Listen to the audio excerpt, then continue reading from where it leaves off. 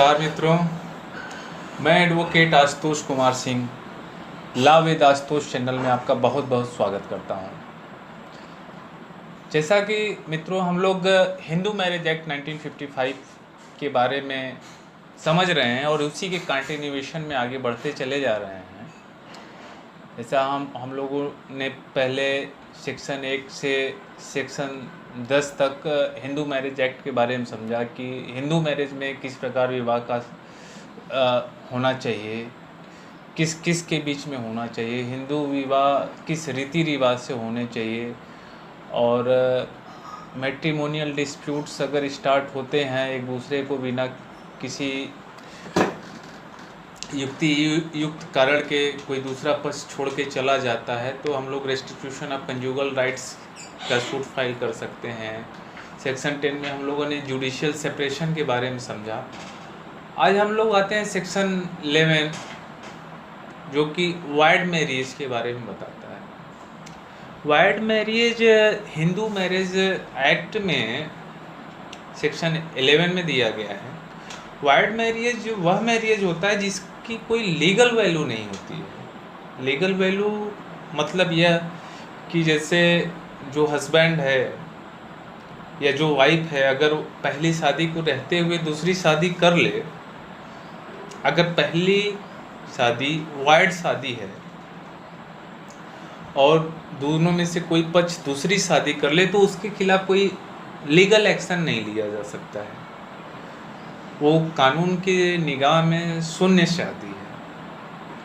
जैसे husband wife के बीच में झगड़ा हुआ और वाइफ जाके मेंटेनेंस की डिमांड करे और जो मैरिज है वो वाइड है तो कोर्ट इस परिस्थिति में 125 सीआरपीसी मेंटेनेंस या हिंदू एडॉप्शन एंड मेंटेनेंस के अंतर्गत अगर मेंटेनेंस का डिमांड किया गया है तो वो मेंटेनेंस ग्रांट नहीं करेगी। तो आइए हम लोग समझते हैं कि सेक्शन 11 किन किन परिस्थितियों में कहता है कि वो वाइड मैरिज है।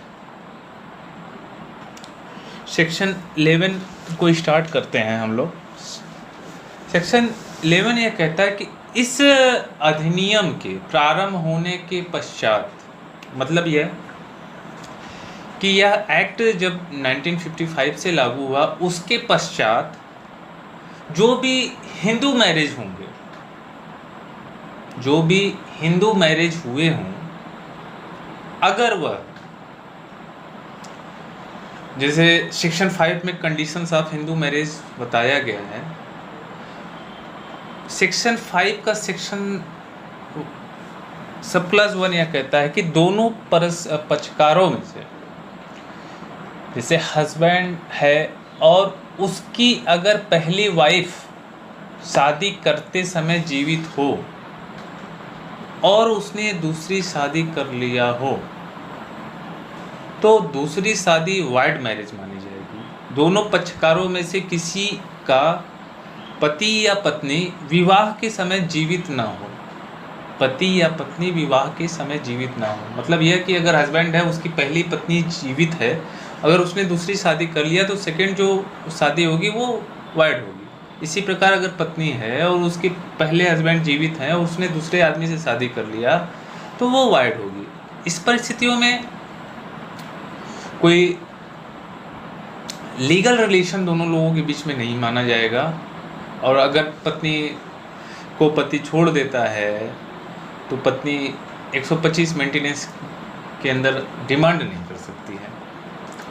लेकिन जहाँ पहली शादी हुई हो और दोनों पहली शादी में डाइवोर्स हो गया हो, चाहे कंसेंट से, चाहे सेक्शन 13 के अंतर्गत, चाहे पहली ही शादी वाइड डिक्लेयर हो गई हो या वाइडेबल डिक्लेयर हो गई हो, तो इन परिस्थितियों में अगर उसके बाद शादी होती है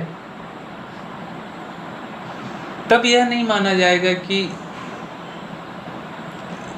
जो दूसरी शादी है वो वाइड है। सपोज दैट पहली शादी वाइड करार दे दी गई तो दूसरी शादी अगर पहली वाइफ या हस्बैंड के जीते जी अगर कर लिया पक्षकार ने तो दूसरी शादी वाइड नहीं करार दी जाएगी। लेकिन फिर वही आ जाती है बातें कि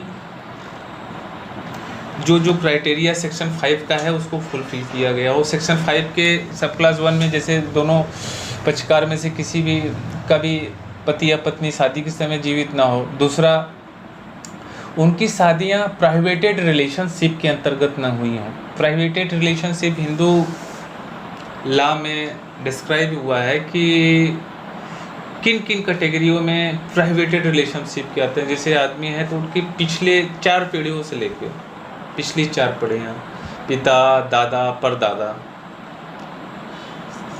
से जो भी वंशज होते हुए गए हैं वो प्राइवेटेड रिलेशनशिप में आते हैं। और इसके बाद सेक्शन 5 का सब क्लास 5 यह कहता है कि सब पिंड में, अगर सब पिंड में भी शादी कर दी गई है तो वाइड मैरिज मानी जाएगी। उसको डिक्लेयर कराने के लिए यह जरूरी नहीं है कि कोर्ट में जाया जाए, वो प्रारंभ से ही शून्य मानी जाएगी, उसकी कोई लीगल वैल्यू नहीं होगी। तो इस प्रकार इसको अगर वाइड है, जो 3 कैटेगरियाँ मैंने बताया, तो उसमें से दोनों पक्षकारों में से कोई भी न्यायालय में इसको वाइड डिक्लेयर कराने के लिए वाद दाखिल कर सकता है। यह जरूरी नहीं है कि वाद दाखिल ही करे, अगर वो वाइड है तो वाइड है, लेकिन अगर परिस्थितियों की रिक्वायरमेंट है तो वो वाइड के लिए दाखिल कर सकता है। अब एक बहुत ही इम्पोर्टेंट केस पे आते हैं हम लोग, भैयालाल बनाम फूलवती भाई। इसमें जो भैयालाल पेटिशनर्स थे उनकी शादी फूलवती बाई से होती है और उन्होंने फिर सेक्शन 11 के अंतर्गत सूट फाइल किया कि हमारी शादी को नल एंड वाइड घोषित कर दिया जाए, और न्यायालय ने सारी बातों को उनको समझते और सुनते हुए इनकी शादी को नल एंड वाइड घोषित कर दिया। अब इसके बाद इनकी जो तथाकथित पत्नी थी, वाइफ थी, इन्होंने सेक्शन 25 में एक हिंदू मैरिज एक्ट के अंतर्गत एक पिटीशन फाइल किया परमानेंट मेंटेनेंस के लिए, जिसको वो लोअर कोर्ट ने अलाउ कर दिया।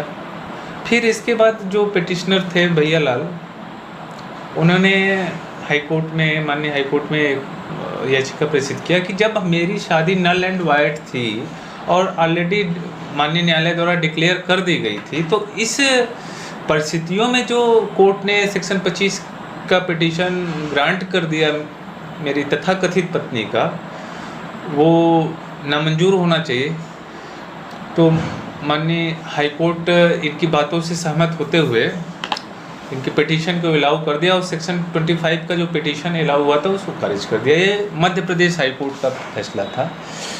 तो इस प्रकार मित्रों हम लोगों ने समझा कि सेक्शन 11 वाइड मैरिज क्या होता है। वाइड मैरिज में कोई लीगल ऑब्लिगेशन एक दूसरे के प्रति नहीं होता है। कोई भी पक्षकार चाहे तो बिना डाइवोर्स लिए एक दूसरे को छोड़ के दूसरी शादी कर सकता है। तो इस पॉइंट पे अगर किसी मित्र की कोई लीगल क्वेरी हो और इस मुद्दे पे कोई मुझे कोई सजेशन देना चाहता हो या आगे कोई सजेशन देना चाहते हैं तो कृपया कमेंट बॉक्स में लिखें, यथाशीघ्र उनका जवाब दिया जाएगा। और आगे हम लोग वाइडेबल मैरिज के बारे में विस्तार पूर्वक समझेंगे। नमस्कार।